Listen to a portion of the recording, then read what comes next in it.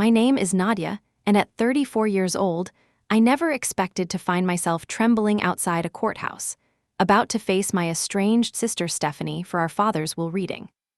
3 years of silence between us, yet her smirk as she strutted through those heavy wooden doors told me everything. She thought she had won. She thought our father had chosen her. The weight of betrayal sat heavy on my shoulders as I straightened my spine and followed her inside. Little did she know, justice has a way of revealing itself when you least expect it. If you're watching this, let me know where you're tuning in from. Hit that like and subscribe button, because trust me, you'll want to see how karma finally catches up to those who deserve it. Growing up, Stephanie and I shared the kind of bond most siblings would envy. Despite our 4-year age gap, we were inseparable. We built blanket forts in the living room, shared secrets under flashlight glow after bedtime, and created elaborate fantasy worlds in our backyard. I still remember teaching her how to ride her first bike, holding the seat steady while she pedaled forward with determination, her pigtails flying behind her. When she finally balanced on her own, her triumphant laughter filled the air. That sound used to be my favorite thing in the world. Everything changed when our parents divorced. I was 16, Stephanie only 12. The split wasn't amicable. My mother discovered my father had been secretly diverting company assets to fund what she called his midlife crisis lifestyle. There were arguments, slammed doors, and legal documents scattered across kitchen counters. Through it all, I tried to remain neutral, loving both parents despite their flaws. I spent weekdays with mom and weekends with dad, trying to bridge an increasingly unbridgeable gap. My father had built an impressive construction empire from nothing. Andrew's Construction was known throughout 3 states for commercial projects, specializing in medical facilities and university buildings. His work ethic was legendary, and his attention to detail earned him contracts others couldn't secure. By the time of the divorce, the company was valued at over $20 million. Stephanie, however, chose sides immediately and completely. She moved permanently into our father's new downtown penthouse, refusing to even speak to our mother on the phone. At first, I thought it was simply a 12-year-old's inability to process complex emotions. I tried talking to her during my weekend visits, but she grew increasingly distant, her eyes holding judgment whenever I mentioned Mom. "You know she broke his heart, right?" Stephanie said once when she was 14. "She never appreciated what he built for us. All she did was complain." I tried to explain that adult relationships were complicated, that both our parents had made mistakes, but Stephanie wouldn't hear it. Her teenage years were marked by increasing hostility toward me and unwavering devotion to our father. She followed him around like a shadow, absorbing his bitterness and amplifying it. While I pursued my education, earning a business degree and later an MBA, Stephanie dropped out of college after her freshman year. "College is for people who don't have real opportunities," she told me condescendingly at Thanksgiving dinner that year. "Dad already promised me a position in the company. Why waste time in classrooms when I could be learning the real business?" Our father beamed with pride when she said this, patting her hand. "That's my girl. Practical just like her old man." I felt the sting but said nothing, focusing instead on passing the mashed potatoes. My mother had always emphasized education, believing it was the one thing no one could take from you. After the divorce, she had returned to school herself, earning her teaching credential. I admired her resilience. Holiday gatherings became increasingly tense affairs. Stephanie would dominate conversations with stories of company successes, client meetings, and her growing role in our father's business. She strategically mentioned my absence at company functions, making sure our father noticed. "Remember that charity gala last month, Dad? So many people asked about Nadia." I just told them she was too busy with her corporate job to care about family business. Her words always came with a smile, but her eyes held something darker. The final breaking point came at Christmas dinner 3 years ago. I had just been promoted to senior marketing director at a well-respected firm in Chicago. When I shared the news, my father merely nodded, while Stephanie laughed outright. "That's cute," she said. playing with social media posts while Dad and I build actual structures that will stand for decades. She turned to our father. Tell her about the hospital contract we just landed. What followed was a 30-minute monologue about Andrews Construction's latest achievement, with Stephanie interjecting to highlight her own contributions. Neither of them asked a single question about my work or life. Later that evening, when everyone else had moved to the living room for coffee, Stephanie cornered me in the kitchen. You should stop coming to these dinners, she said, voice low. It just makes Dad uncomfortable. He feels obligated to include you, but we both know where his heart lies. She tapped her chest. With the daughter who stayed loyal. Something in me snapped that night. The years of subtle digs, manipulations, and the widening gap between my father and me became unbearable. I confronted her, asking what I had ever done to deserve such treatment. Her response chilled me. You chose Mom. You chose the woman who tried to take everything from Dad. And worst of all, you think you're better than us with your fancy degree and corporate job. Her eyes narrowed. But blood matters, Nadia. And in this family, loyalty matters more than anything. I left that night and didn't return for any more family gatherings. My calls to our father went increasingly unanswered. When we did speak, the conversations were brief and superficial. I sent birthday and holiday cards that received no acknowledgement. Gradually, the distance became the new normal, a dull ache I learned to live with. I built my life in Chicago, threw myself into work, cultivated friendships that became my chosen family. I dated occasionally, but never let anyone get too close, carrying the fear that perhaps there was something fundamentally unlovable about me. If my own family could discard me so easily, what was to stop anyone else from doing the same? The call came on an ordinary Tuesday. I was reviewing marketing proposals in my downtown Chicago office when my phone lit up with a name I hadn't seen in years. Margaret Wilson had been our next-door neighbor throughout my childhood, the kind who brought casseroles during tough times and remembered every birthday without fail. Nadia, dear, her voice wavered on the line. I thought you should know. Your father has been diagnosed with pancreatic cancer. Stage 4. The doctors are saying 3 to 6 months. The world tilted beneath me. My coffee mug slipped from my fingers, dark liquid spreading across white carpet. I barely noticed. How did you? I couldn't finish the sentence. I still volunteer at Memorial Hospital 3 days a week. I saw him being wheeled in for treatment. Margaret paused. He looked so thin, honey. I asked the nurse, who confirmed it was George Andrews. I thought you should know. I thanked her, hung up, and sat immobile for several minutes. 3 to 6 months. My father was dying, and I had to hear it from an elderly neighbor. Not from him. Not from Stephanie. The realization stung worse than I expected. That same afternoon, I requested emergency family leave from work. My boss, knowing little of my family situation, but seeing my obvious distress, approved it immediately. By evening, I was on a flight back to my hometown, a knot of emotions twisting in my chest. The hospital visit the next morning proved frustrating. At the reception desk, I identified myself as George Andrews' daughter, only to be met with a puzzled frown. I'm sorry, but you're not on the approved visitor list, the receptionist said, checking her computer screen. Only immediate family members are permitted. I am immediate family, I insisted, my voice rising. I'm his daughter. I have only one daughter listed here. She turned the screen, showing me the short list of names. Stephanie Andrews topped the list, followed by 3 names I recognized as business associates. There must be a mistake, I said, pulling out my driver's license. Look, same last name. I can show you photos. The receptionist looked uncomfortable. I'm sorry, Ms. Andrews, but the list is very specific. It was updated just yesterday. I left my number and asked her to pass it to my father, along with the message that I was in town and wanted to see him. She promised, but her expression told me it was unlikely to reach him.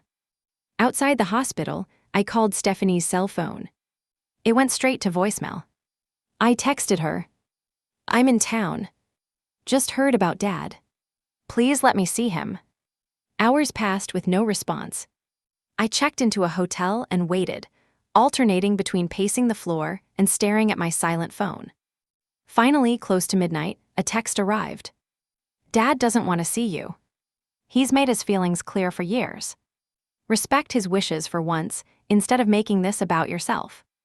The message felt wrong. Despite our estrangement, I couldn't believe my father would refuse to see me while facing death. Something about Stephanie's text felt manufactured, her voice too present in words supposedly conveying his wishes. For the next week, I tried everything. I sent flowers to his hospital room with notes. I called his doctor, only to be blocked by patient confidentiality. I even attempted to visit during different shifts, hoping for a more sympathetic nurse. Each attempt met with failure. My text to Stephanie grew increasingly desperate. Please, Steph. Just 5 minutes with him.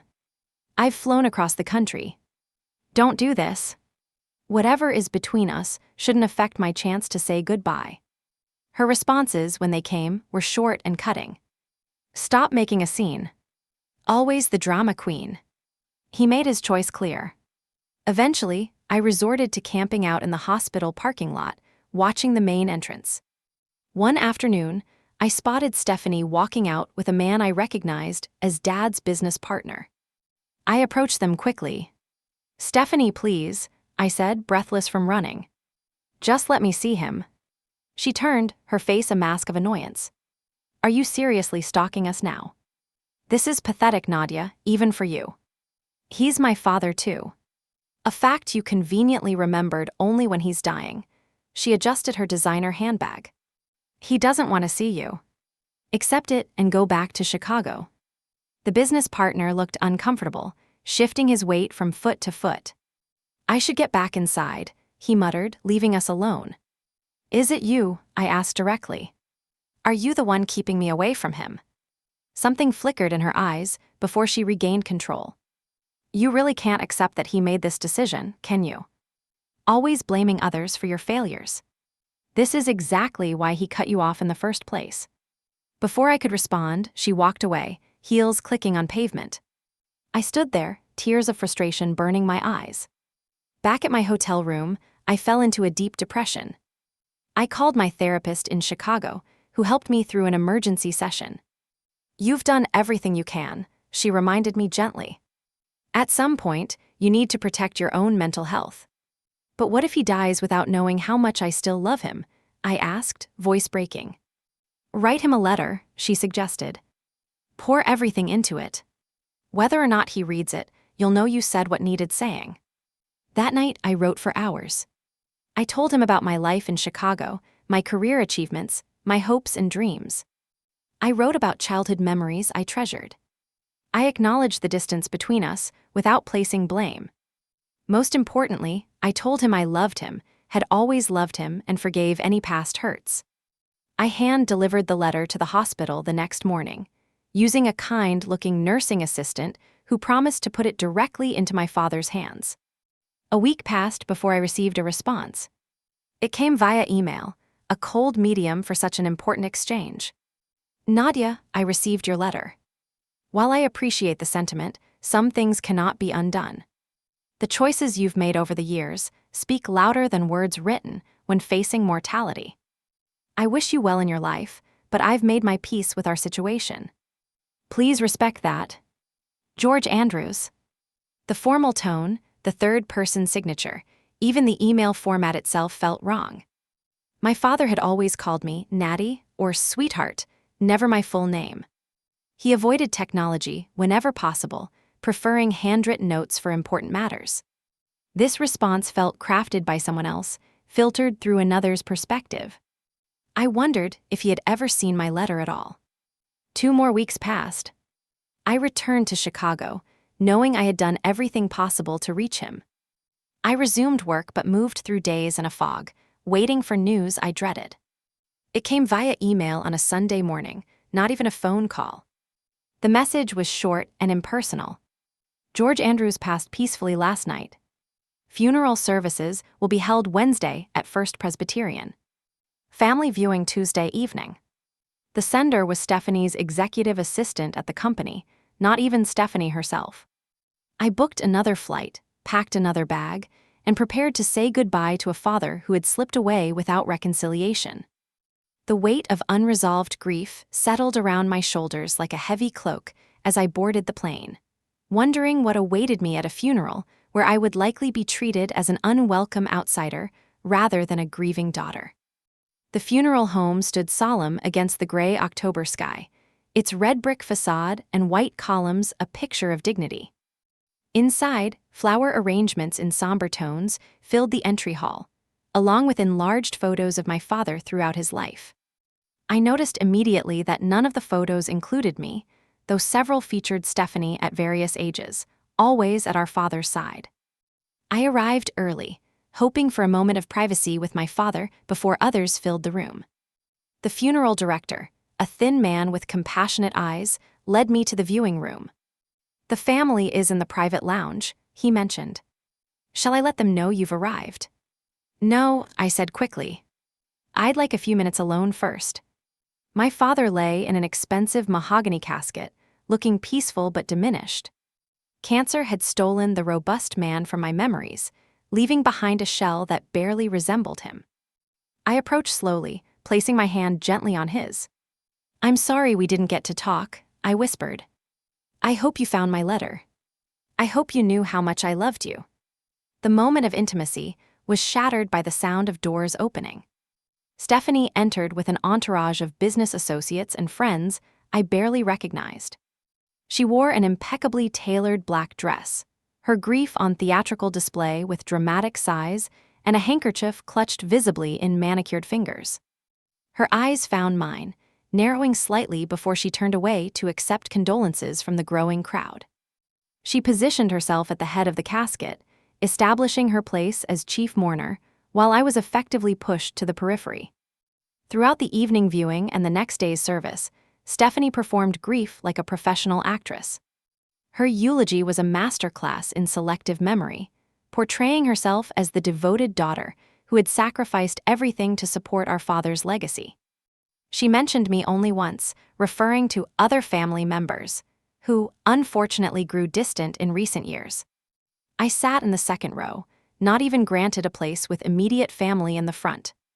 Several times during the service, I caught curious glances from family friends and business associates, their expressions confused or pitying. During the reception afterward, I overheard whispered conversations. "I thought George had 2 daughters. The older one abandoned the family years ago, from what I understand. Apparently, she's been written out of the will entirely." This last comment, delivered by a woman I recognized as my father's longtime receptionist, made my stomach clench. While inheritance had never been my concern, the implication that my father had formally disowned me stung deeply. As I stood alone by the refreshment table, nursing a cup of coffee I couldn't taste, I felt a presence beside me.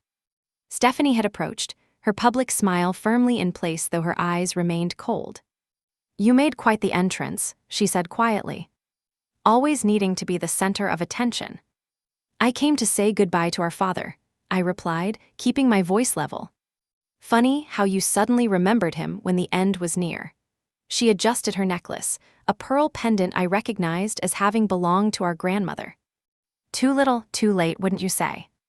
Before I could respond, she was swept away by another group of mourners, leaving me with unspoken words burning my throat. Throughout the afternoon, I caught her watching me, a slight smirk playing at the corners of her mouth whenever our eyes met. As the reception wound down, I prepared to leave, feeling emotionally drained and increasingly out of place. I was collecting my coat when a hand touched my elbow. "Ms. Andrews." "Nadia," the voice belonged to an elderly gentleman with kind eyes and a formal bearing. "I'm Walter Simmons, your father's attorney for the past 30 years. "Mr. Simmons," I acknowledged, vaguely remembering him from childhood visits to my father's office. "It's been a long time." "Indeed it has." He glanced around before continuing in a lowered voice. "I wanted to personally invite you to the reading of your father's will. Thursday morning, 10 o'clock, at my office." He handed me a business card with an address embossed in gold lettering. I stared at the card, surprised. I wasn't expecting to be included. Something flickered in his eyes. Your father was very specific about who should be present. The reading will be conducted by Judge Harrison at your father's request. He paused. It would be in your best interest to attend.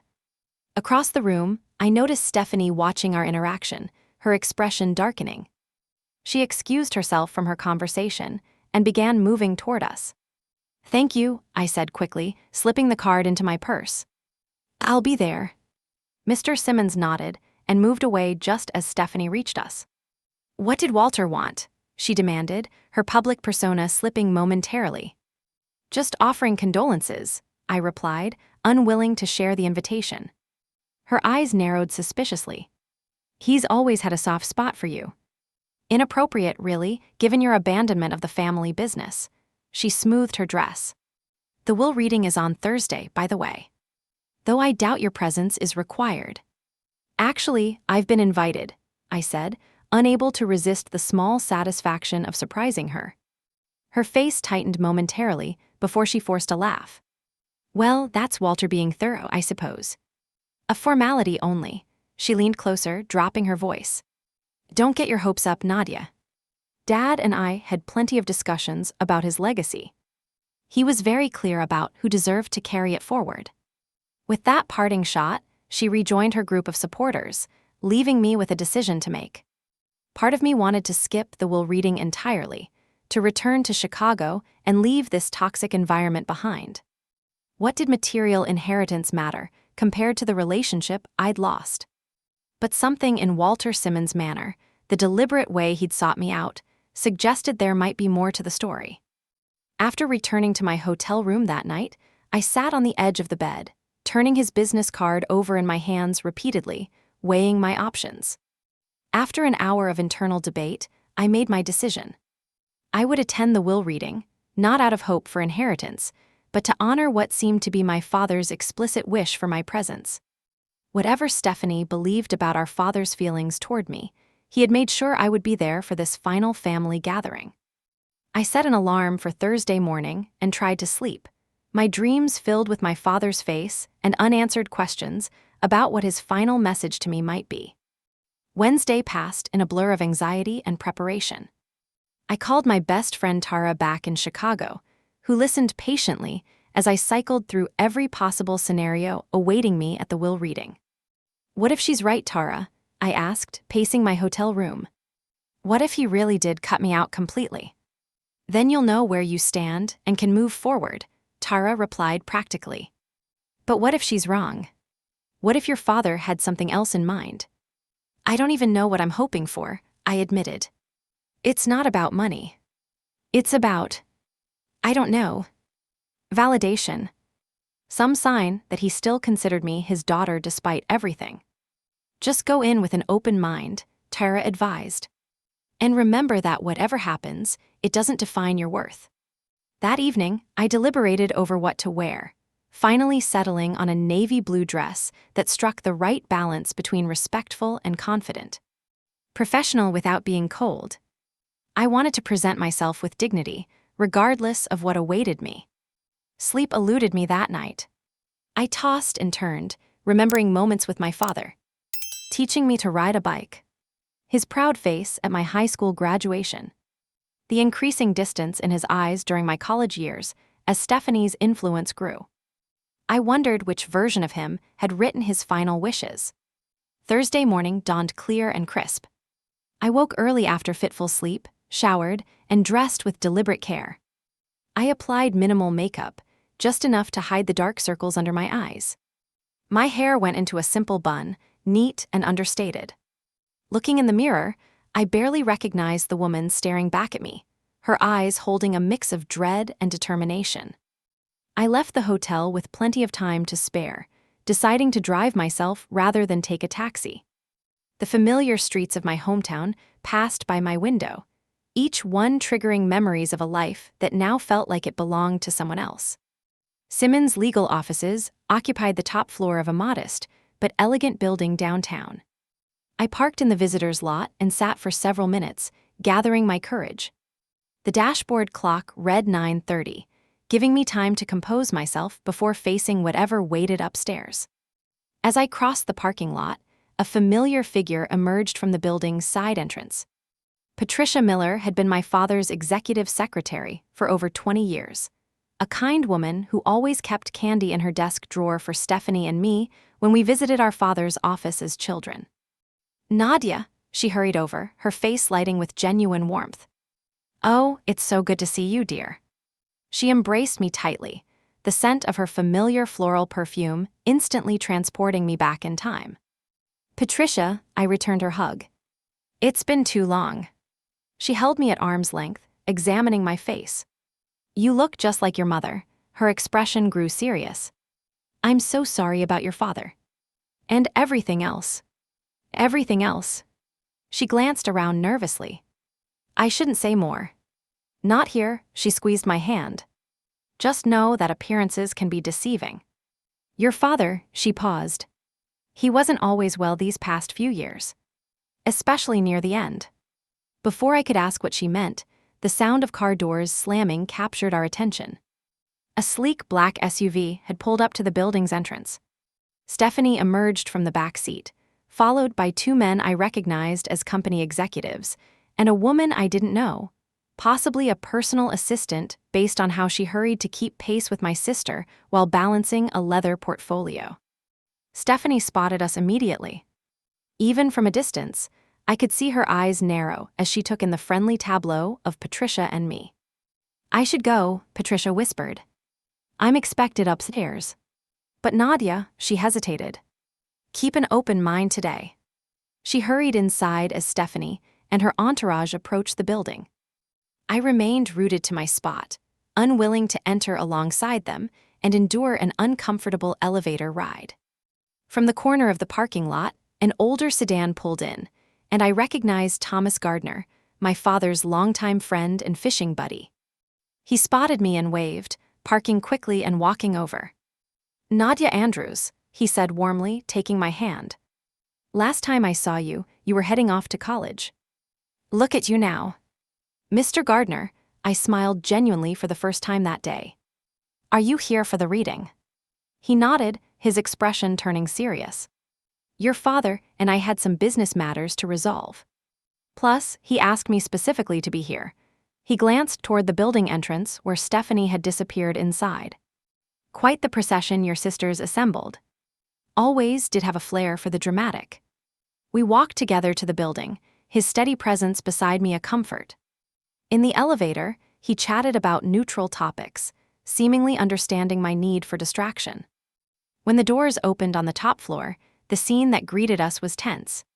The reception area had been transformed into an impromptu waiting room, with Stephanie and her supporters occupying one side, while Patricia and Walter Simmons conversed quietly on the other. Several other people I vaguely recognized as business associates or distant relatives sat scattered around the room. Stephanie was speaking loudly enough to ensure everyone could hear. "Of course, the transition will be challenging for some employees, but I've been effectively running the company already." Dad made sure I understood every aspect of the business. She glanced up as Thomas and I entered, her gaze hardening momentarily before she plastered on a smile. "Nadia, you made it." "And Thomas, what a surprise." Her tone suggested it was anything but pleasant. "I wasn't aware you had business with my father's estate." "Your father's requests," Thomas replied simply, moving to take a seat near Patricia. I remained standing, uncomfortable under the curious stares of others in the room. Whispers followed me as I moved to the water cooler, fragments of conversation reaching my ears. "That's the other daughter. Hasn't been around in years. Wonder what she expects to get." I poured water into a paper cup with shaking hands, determined not to show how much the speculation affected me. As I turned back to find a seat, Stephanie's voice rose again. "It's just good form to respect a person's final wishes," she was saying to no one in particular. Dad was very clear about his intent for the company and his assets. Some people might find that disappointing, but that's the consequence of certain choices. Her gaze flicked meaningfully to me, the implication clear. I kept my expression neutral, though my heart pounded painfully against my ribs. The tension in the room was broken by the arrival of a distinguished older man in judicial robes, accompanied by a court reporter and Walter Simmons. The attorney cleared his throat for attention. "Thank you all for coming today. As executor of George Andrews' estate, I'll be facilitating this proceeding. At Mr. Andrews' specific request, Judge Harrison will officially preside over the reading of the will." Judge Harrison, a stern-faced man with silver hair, nodded to the assembled group. "Let's move to the conference room. We have much to cover today." As everyone filed through the double doors, Stephanie maneuvered to enter first, positioning herself at the head of the large oak table as if claiming her rightful throne. I chose a seat near the middle, as far from her as possible while still maintaining dignity. Walter Simmons gave me a barely perceptible nod as he organized his papers at the opposite end of the table. The court reporter set up her equipment while Judge Harrison took his place beside Walter. The doors closed with a soft click, sealing us in for whatever revelations awaited. I took a deep breath, steadying myself for what promised to be either vindication or the final confirmation of my father's rejection. Judge Harrison called the room to order with a gentle tap of his gavel. His presence lent an unexpected formality to the proceeding, transforming what would typically be a straightforward legal meeting into something that felt more consequential. "Before we begin," he announced, "I want to make it clear that George Andrews requested my presence specifically to ensure that his final wishes are carried out exactly as written, without interpretation or challenge." His gaze swept the room, landing momentarily on Stephanie before moving on. "This is somewhat unusual for a will reading, but given the substantial estate and Mr. Andrews' specific concerns, I agreed to his request." Stephanie shifted slightly in her chair, her previously confident demeanor faltering for just a moment before she reassumed her poised expression. She had positioned herself prominently, her entourage flanking her like courtiers. She wore a black dress that managed to be both appropriate for mourning yet fashion-forward, with subtle designer logos visible on her accessories. "As we begin," Walter Simmons said, opening a thick leather portfolio, "Mr. Andrews requested that we first view a video statement he recorded 2 months before his passing." This announcement caused a ripple of surprise through the room. Stephanie's eyebrows shot up, clearly caught off guard. "A video?" she questioned. "Dad hated being recorded." "Nevertheless, he insisted," Walter replied, nodding to his assistant who dimmed the lights and activated a projector. My father's face appeared on the wall screen, causing my breath to catch. He looked gaunt but determined, his familiar blue eyes still sharp despite the illness ravaging his body. "If you're watching this," he began, his voice raspier than I remembered, "then I've passed on. First, I want to thank Judge Harrison and Walter for ensuring these proceedings happen exactly as I've outlined." He paused, taking a labored breath before continuing. "Throughout my life, I've valued 2 things above all else: hard work and family. Andrews Construction wasn't just a company to me. It was my legacy, built with sweat and determination, meant to provide not just for me, but for generations to come." Stephanie nodded emphatically at this, as if he were speaking directly to her. "But a legacy isn't just about buildings or bank accounts," my father continued. "It's about values. About integrity. About truth." His expression grew more somber. "I've made mistakes in my life. Trusted too easily sometimes. Judged too harshly other times. As I face the end of my journey, I've had cause to reflect on those mistakes and do what I can to remedy them." The room was utterly silent now, every person leaning forward slightly, captivated by my father's posthumous presence. I felt tears threatening but forced them back, determined to maintain composure. The video ended with my father saying simply, "Walter has my instructions. I trust him and Judge Harrison to see them carried out faithfully." As the lights came back up, I noticed several people dabbing at their eyes. Stephanie quickly composed herself, adopting an expression of dignified grief. Walter began the formal reading, starting with minor bequests. Several longtime employees received generous financial gifts. Dad's fishing cabin went to Thomas Gardner, along with a substantial sum for maintenance and fishing trips we never got to take. Various charities received donations, each with personal meaning to my father. Throughout this portion, Stephanie grew visibly impatient, tapping her pen against her notepad and occasionally sighing audibly. When Walter paused to take a sip of water, she interrupted.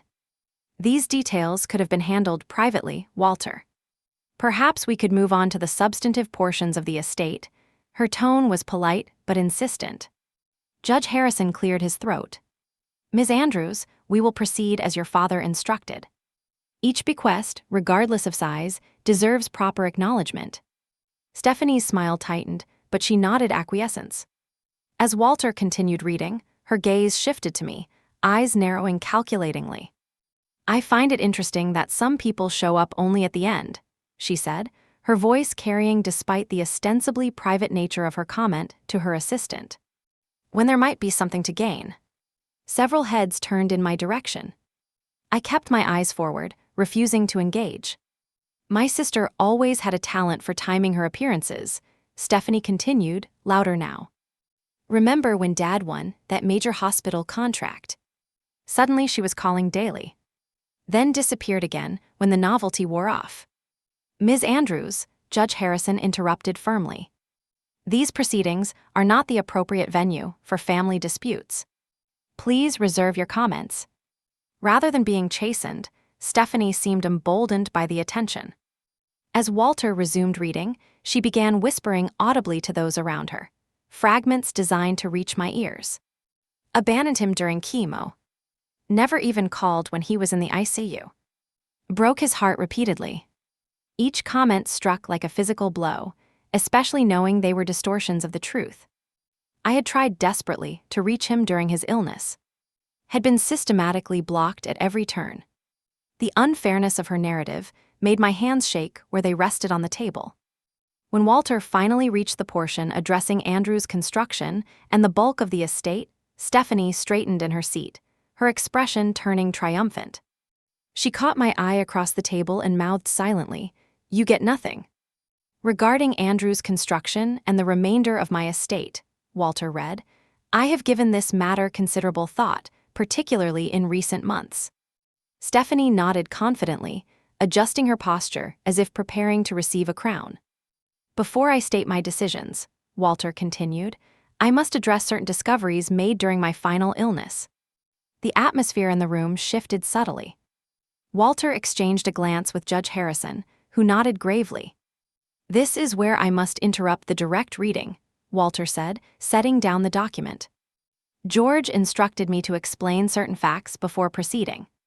He opened a separate folder, extracting several reports.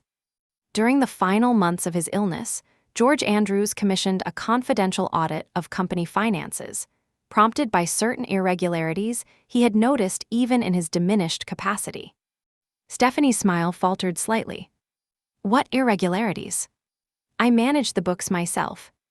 Precisely, Walter replied, his tone neutral. The audit revealed systematic discrepancies dating back approximately 3 years, coinciding with when you, Stephanie, assumed control of financial operations. The room had gone completely still. Every eye moved between Walter and my sister, whose complexion had paled visibly. What exactly are you implying? She demanded, her voice higher than normal. I'm not implying anything. I'm stating facts documented by forensic accountants. Walter slid a bound report toward Judge Harrison. Funds totaling over $2 million were diverted from company, accounts through a series of sophisticated but traceable transactions. Gasps echoed around the table. Stephanie's supporters exchanged uncomfortable glances. That's absurd, Stephanie snapped. Dad trusted me completely with finances. He would have noticed anything irregular. Which brings us to the second discovery, Walter continued steadily. During his hospitalization, George began to suspect that his communications were being monitored and controlled. He asked me, as someone outside the company, to investigate his suspicions. My heart began pounding so loudly, I was sure others could hear it. Walter turned to me directly. Nadia, your father received your letter. Every letter you sent. He read your emails. But his responses to you were intercepted and altered. in some cases, entirely fabricated. The floor seemed to tilt beneath me. "What are you saying?" Walter extracted a plastic sleeve containing familiar stationery. "This is the letter you hand-delivered to the hospital. Your father not only received it but kept it with him until the end." He hesitated. "The response you received was not written by him. We found drafts of emails composed by someone else on a company laptop." All eyes turned to Stephanie, whose face had transformed from confident to cornered. "These are malicious fabrications," she said, voice trembling slightly. "Dad and I were close. He confided everything in me. He told me repeatedly that Nadia had abandoned him, chosen Mom over him. These so-called discoveries are nothing but an attempt to rewrite history." "Which is why," Judge Harrison interjected, "your father insisted on comprehensive documentation and my presence today." He gestured to Walter. "Please continue with the will itself." Walter nodded and returned to the official document. "Having discovered these troubling facts, I make the following declarations regarding my estate." The room held its collective breath. Stephanie's knuckles whitened where she gripped the table edge. "To my daughter Stephanie," Walter read, "who has demonstrated concerning behaviors that require intervention rather than reward, I leave a trust fund of $1 million, accessible only after completion of ethics counseling and financial management courses. This trust will provide a comfortable living while preventing further financial improprieties." Stephanie's face drained of all color. Her mouth opened and closed without sound, like a fish suddenly removed from water. "To my daughter Nadia," Walter continued, his voice softening slightly, "who attempted to maintain connection despite systematic interference, I leave controlling interest in Andrew's construction, along with my personal assets and remaining financial holdings." The world seemed to stop. I couldn't breathe, couldn't process what I was hearing. "Furthermore," Walter read, "I appoint Nadia Andrews as executor of Stephanie's trust, with oversight from Walter Simmons, ensuring that the conditions are met before funds become accessible." Stephanie shot to her feet, her composure completely shattered. "This is fraud. He would never do this. Someone manipulated him when he was weak and dying." Judge Harrison rapped his gavel sharply. "Ms. Andrews, control yourself. Your father anticipated this reaction precisely, which is why he engaged independent investigators and insisted on my presence today." Walter slid a sealed envelope toward the judge. Inside is a detailed timeline of George's discoveries, his decision-making process, and additional evidence supporting his mental competence throughout. He recorded video statements weekly during his final months, specifically to counter any challenges to this will. The room had erupted into whispers and shocked exclamations.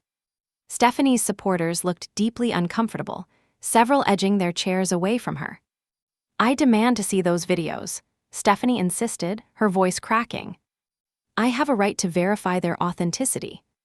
"All evidence has been properly filed with the court," Judge Harrison replied calmly.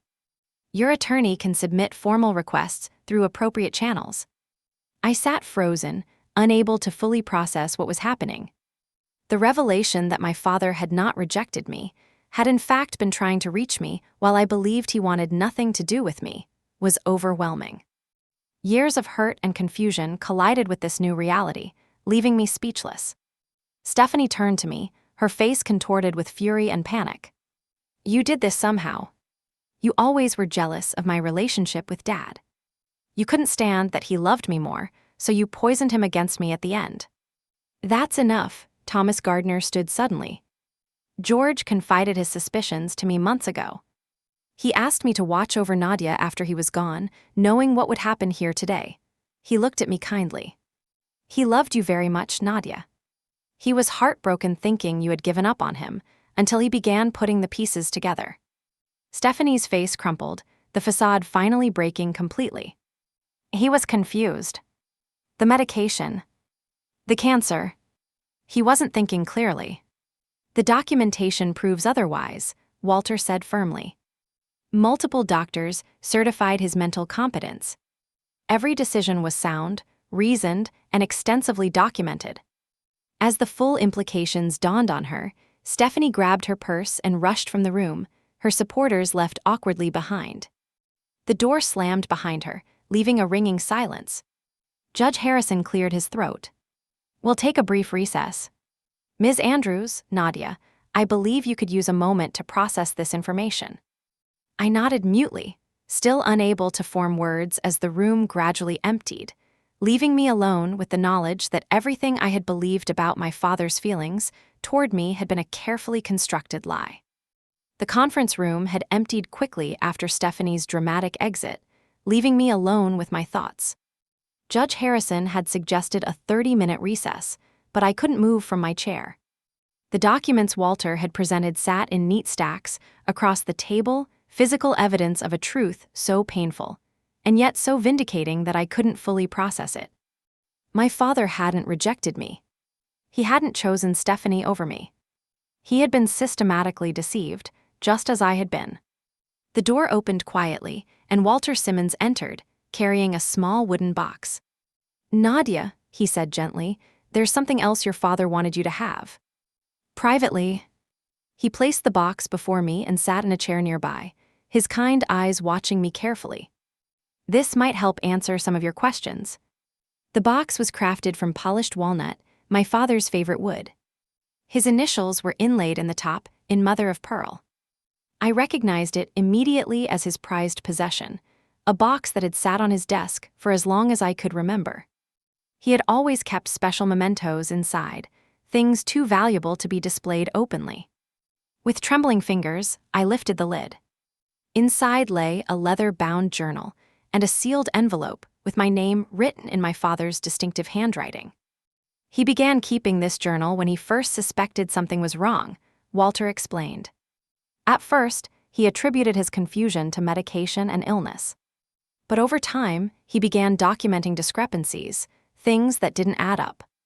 I opened the envelope first, unfolding a letter dated just 3 weeks before his death. "My dearest Natty," it began, using the childhood nickname that had been conspicuously absent from the email I'd received after sending my letter. Tears blurred my vision immediately. "If you're reading this, then Walter has followed my instructions. I'm so sorry for the pain you've endured believing I had rejected you. Nothing could be further from the truth. You have always been my pride, my joy, my brilliant girl." I realized too late the web of deception that had been woven around me. Stephanie's jealousy of you began years ago, but I was blind to it, perhaps willfully so. It was easier to believe you had chosen to distance yourself than to consider that someone I trusted was manipulating the situation. During my illness, confined to hospital rooms and dependent on others, I had time to reflect. Small inconsistencies began to emerge. Nurses mentioned you had called when I'd been told you hadn't. Cards arrived that mysteriously disappeared. Your beautiful letter, which a kind nursing assistant delivered directly to me, prompted a response I dictated but later discovered never reached you.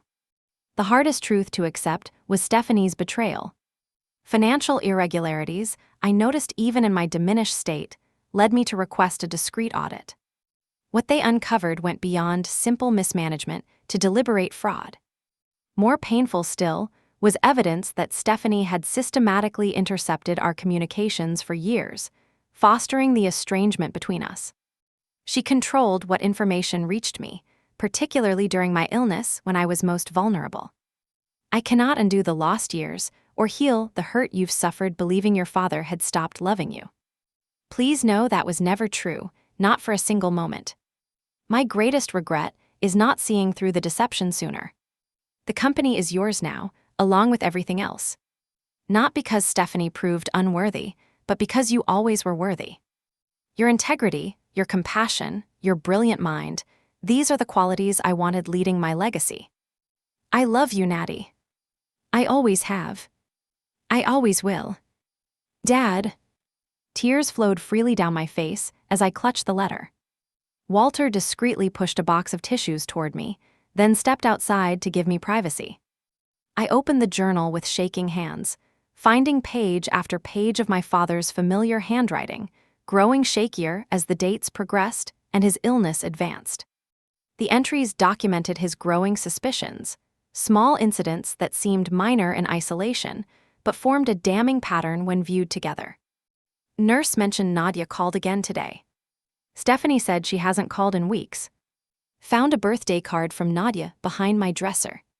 Stephanie claimed no cards had arrived. Financial report has discrepancies in the Johnston project. Numbers don't match what I remember approving. Patricia visited today.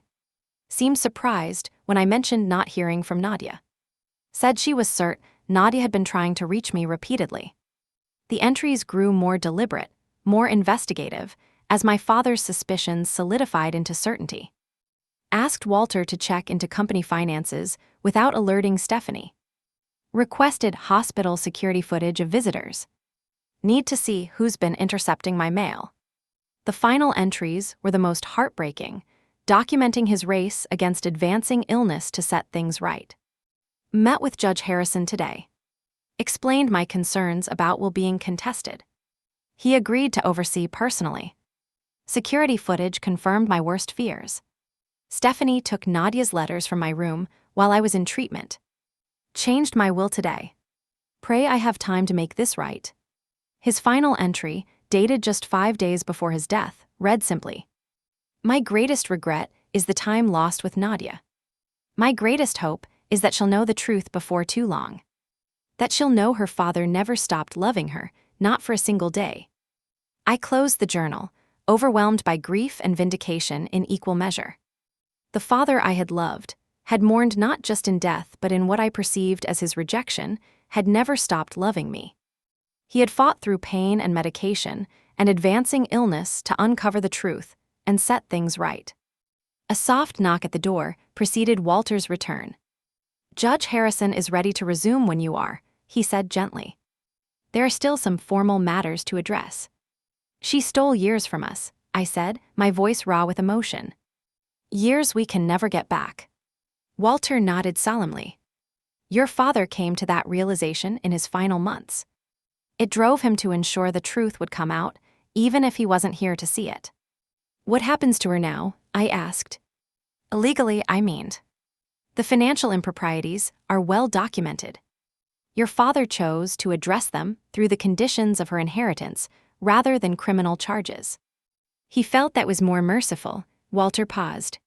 "But that decision now rests with you, as controlling owner of the company and executor of her trust." The weight of that responsibility settled heavily on my shoulders. Despite everything, Stephanie was still my sister. The little girl who had once followed me adoringly, who had looked up to me before jealousy and insecurity poisoned her heart. "I need time," I said finally, "to process all of this." "Of course," Walter agreed. "But there is one more revelation your father wanted shared publicly, with everyone present." I gathered the journal and letter, placing them carefully back in the wooden box.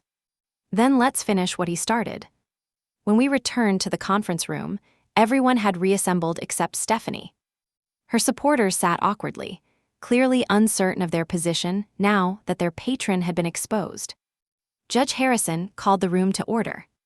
"For the record," he began, "Stephanie Andrews was notified that her presence is still required, but she has chosen not to return. We will proceed without her." Walter addressed the room. "There is one final matter George Andrews wished to be made public." He extracted a USB drive. "This contains security footage from Memorial Hospital, dated throughout Mr. Andrews' final month there." He connected the drive to the projector system. The screen flickered to life, showing a hospital room.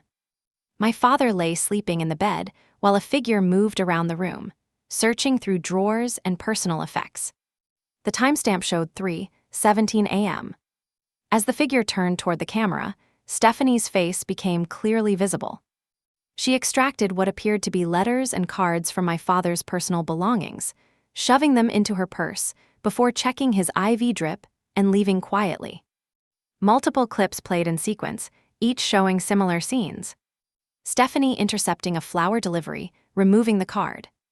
Stephanie answering my father's phone while he was in treatment, speaking inaudibly but with clear negative head shakes.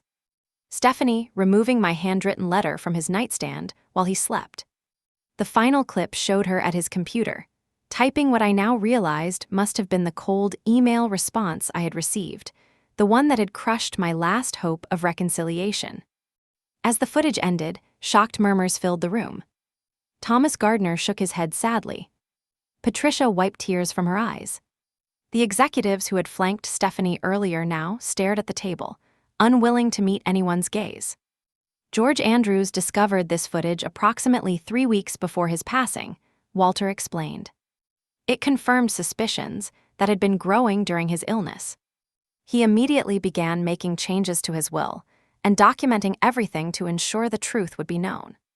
Judge Harrison addressed the room gravely. Having reviewed all evidence, I am satisfied that George Andrews was of sound mind when making these decisions, and that his will represents his true intentions. The provisions will stand as written. He turned to me directly. Ms. Andrews, as the primary beneficiary and new controlling owner of Andrews Construction, you now have significant decisions to make regarding both the company and the conditional trust established for your sister. All eyes turned to me expectantly. The weight of responsibility felt enormous, yet somehow, knowing my father had trusted me with his legacy gave me strength I didn't know I possessed. I'll need time to review everything thoroughly, I said, my voice steadier than I expected. But I intend to honor my father's wishes, both in letter and in spirit. As the formal proceedings concluded, people approached me one by one, offering congratulations, condolences, and in some cases, awkward apologies for believing Stephanie's version of events.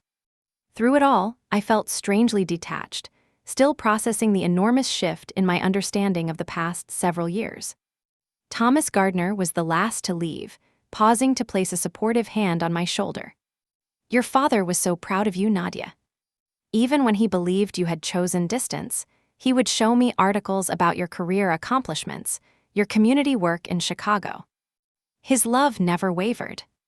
Those words, more than anything else that day, broke through my emotional numbness. The tears came again, but they felt different now, cleansing rather than bitter. As I left the building, clutching my father's wooden box against my chest, I spotted a familiar figure in the parking lot.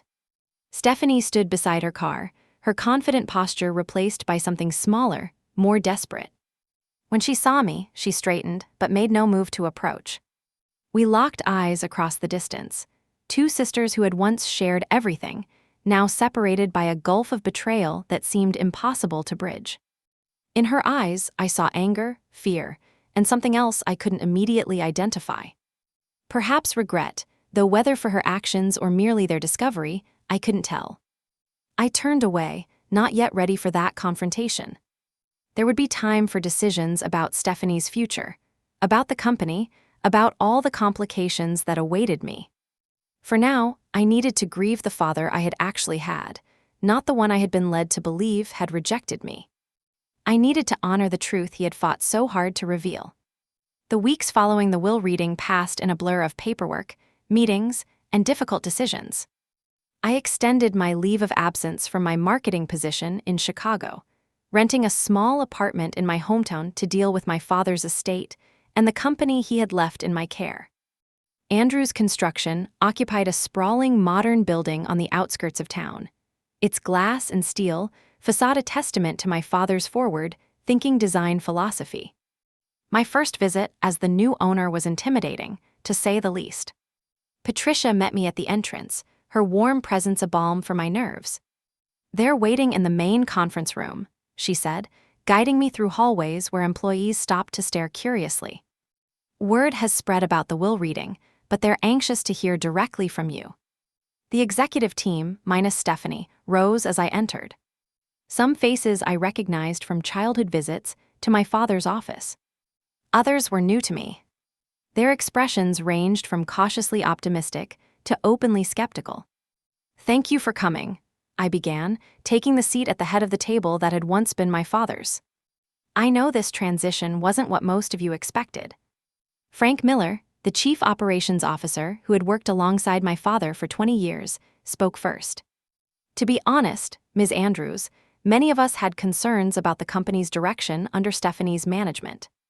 Your father built this business on integrity and quality. Recently, there have been Compromises. Others nodded in agreement, seeming to relax as they realized I wasn't there to clean house or make dramatic changes without understanding the business. I have a lot to learn, I admitted. I respect the experience in this room and the loyalty you showed my father. My first priority is understanding exactly where the company stands, financially and operationally. The relief in the room was palpable. What followed was a 3-hour deep dive into the company's current projects, challenges, and opportunities. I took pages of notes, asked questions, and began forming a picture of the legacy my father had entrusted to me. That evening, alone in my temporary apartment, I faced the question I had been avoiding. What to do about Stephanie? According to Walter, she had disappeared immediately after the will reading, emptying her apartment and leaving no forwarding address. The terms of her trust were clear. $1 million, accessible only after completing required counseling and financial education. As executor, I had the power to adjust those terms if I chose. My initial anger had settled into something more complex. I remembered the little sister who had once adored me, who had followed me everywhere. When had that changed? What insecurities or fears had driven her to such extremes? I opened my father's journal again, seeking guidance in his words. One entry from his final week caught my attention. I set these conditions for Stephanie not as punishment, but in hope.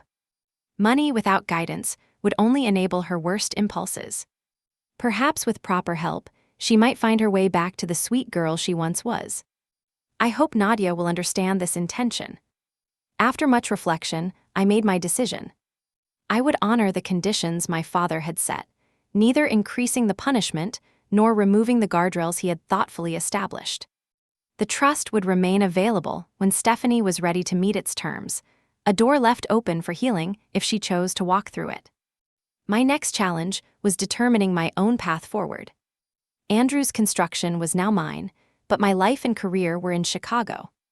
Did I want to uproot everything to run the company directly? Sell it? Hire management to run it while I maintained ownership from a distance? The answer came unexpectedly during a review of ongoing projects. Among the files was a proposal for a community health center in an underserved neighborhood, a project my father had apparently championed, but Stephanie had sidelined as not profitable enough. The detailed plans showed a facility that would provide affordable health care to families who desperately needed it. My father's handwritten notes in the margins revealed his passion for the project, seeing it as a way to give back to the community that had supported his business for decades. In that moment, I found my direction. I would honor my father's vision not just by preserving his company, but by using it as a force for good, balancing profit with purpose as he had always intended. Over the following months, I restructured my life to accommodate this new responsibility. I negotiated a part-time consulting arrangement with my Chicago firm, allowing me to work remotely while spending part of each month in my hometown. I appointed Frank Miller as day-to-day CEO of Andrew's Construction, with clear guidelines about the company's renewed commitment to integrity and community impact. The health center became our flagship project, breaking ground 3 months after the will reading. I stood proudly at the ceremony, feeling my father's presence as the first shovel turned the earth. The local newspaper covered the event, their headline reading, Andrew's Construction returns to community roots under new leadership. 6 months after the will reading, a letter arrived at my office. The return address was a wellness center in Arizona. Inside was a single page in familiar handwriting. Nadia, I've been in treatment here for the past 4 months. Intensive therapy, financial management classes, the works. Turns out Dad knew what he was doing with those conditions. I don't expect forgiveness. What I did was unforgivable. The therapists here have helped me understand the jealousy and insecurity that drove my actions, but understanding isn't excusing. I just wanted you to know I'm doing the work. Not just for the trust fund, but for myself. Maybe someday, if you're willing, we could talk. Stephanie. I sat with that letter for several days before responding with a brief note of my own. Stephanie, I'm glad you're getting help. Healing takes time for both of us. I'm not ready for a meeting yet, but I appreciate your reaching out. The door remains open when the time is right. Nadia. It was a small step, but an honest one. The road to any kind of reconciliation would be long and uncertain, but acknowledging the possibility felt right. A year after my father's passing, I established the George Andrews Memorial Scholarship for first-generation college students pursuing careers in architecture, engineering, or construction. The program specifically sought out students who demonstrated both academic potential and ethical character, values my father had embodied. At the scholarship launch event, I found myself surrounded by people who had known and respected my father. Many shared stories I had never heard, filling in gaps in my understanding of the man he had been. Through their words, I felt him coming back to me in ways that helped heal the pain of our lost years. Patricia approached me during the reception, her eyes bright with unshed tears. "Your father would be so proud," she said, squeezing my hand. "Not just of the scholarship, but of how you've handled everything. You've shown the same strength and integrity he valued above all else." "I still miss him," I admitted. "I keep thinking of all the conversations we never got to have." "He knew you loved him," Patricia assured me. In those final weeks after he discovered the truth, that knowledge gave him peace. That night, I visited my father's grave for the first time since the funeral. I placed white roses, his favorite, against the simple headstone and sat on the grass beside him. "I understand now," I said softly, "why you structured things the way you did. For both of us. You weren't punishing Stephanie, but trying to help her find her way back. And you weren't just giving me a company, but a purpose." The evening breeze stirred the leaves of a nearby oak tree, its gentle rustling the only response. Yet somehow I felt heard. The journey of healing continued, day by day. I learned to navigate the complex emotions of grief intertwined with vindication, to separate the real memories of my father from the distorted narrative I'd been fed. I found unexpected joy in continuing his legacy, both professionally and personally. Stephanie and I exchanged occasional letters as she continued her treatment. Small steps, tentative and careful. Whether we would ever rebuild anything resembling a sisterly bond remained uncertain. But the venom had drained from our interaction, replaced by a cautious neutrality that felt like progress. The most profound lesson came from my father's journal, words he had written just days before his death. True justice isn't about punishment, but restoration. Not about winning, but about truth prevailing. My hope for my daughters is that they both find healing, though their paths to it may differ greatly. Nadia's through reclaiming what was falsely taken from her. Stephanie's through facing the consequences of her actions and choosing a better way forward. Those words became my guiding light as I navigated the complex aftermath of betrayal and revelation. I learned that forgiveness doesn't require forgetting or excusing, but rather freeing yourself from the burden of bitterness. That justice sometimes arrives in unexpected ways, not as a thunderbolt, but as a quiet unveiling of truth. 2 years after that fateful will reading, I stood at the grand opening of the Community Health Center, now named in my father's honor. As I cut the ribbon, surrounded by community members whose lives would be improved by this facility, I felt a sense of peace that had once seemed impossible. The cycle of manipulation had been broken. The truth had emerged, not through my efforts, but through my father's determined final acts of love. In honoring his legacy, I had found not just professional purpose, but personal healing. What has your experience been with family betrayal? Have you ever discovered that things were not as they seemed in a relationship? If you found value in my story, please like, subscribe, and share with others who might need to hear that truth has a way of surfacing, even after years of deception. Thank you for listening to my journey, and remember that sometimes the most powerful form of justice is simply living well and honoring the truth when it finally comes to light.